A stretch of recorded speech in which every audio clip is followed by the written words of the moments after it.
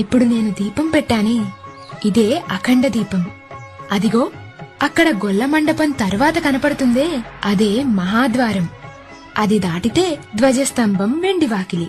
అవి రెండూ దాటి ఆనంద నిలయంలోకెళ్లి అలా గర్భగుడిలోకి చూస్తే బంగారు కిరీటంతో నుదుటి మీద కర్పూరంతో దిద్దిన మందపాటి రెండు నామాల మధ్యన కుంకుమ పువ్వుతో చేసిన కస్తూరి తిలకంతో ఆయన మొహం కనిపిస్తుంది. అంతే, అక్కడే ఆయనకు కంప్లీట్ గా సరెండర్ అయిపోతావు. చెవులకు మకర కుండలు, కుడి చేతిలో సుదర్శన చక్రం, ఎడమ చేతిలో శంఖం. ఇంకో కుడి చేయి కాస్త ముందుకు చాచి ఆయన పాదాలు చూపిస్తుంటాడు చూడు, ఇవే బ్రహ్మ కడిగిన పాదాలు అన్నట్టు.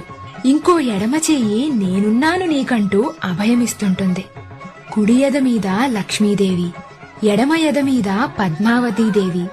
ఆయన రెండు భుజాల మీద నాగభరణాలున్న ఆ పెద్దాయనను చూడగానే ఒక్కసారిగా కళ్లలో నీళ్లు, నరాల్లో ఉత్తేజం, ఒంట్లో ధైర్యం, ఎదలో హాయి వచ్చేస్తాయి. అలా దర్శనమయ్యాక బయటకొచ్చి కాసేపు మూసేసిన వైకుంఠ ద్వారాన్ని చూస్తూ ఆయన్ని తలుస్తూ కూర్చుంటే ఆ అనుభూతే వేరు. దీన్ని మించిన స్వర్గం ఇంకెక్కడా ఉండదు. భూలోక స్వర్గం చూపిస్తావా అని అడిగావు కదా, ఇదిగో ఇదే ఆ స్వర్గం. ఇదే భూలోక వైకుంఠం.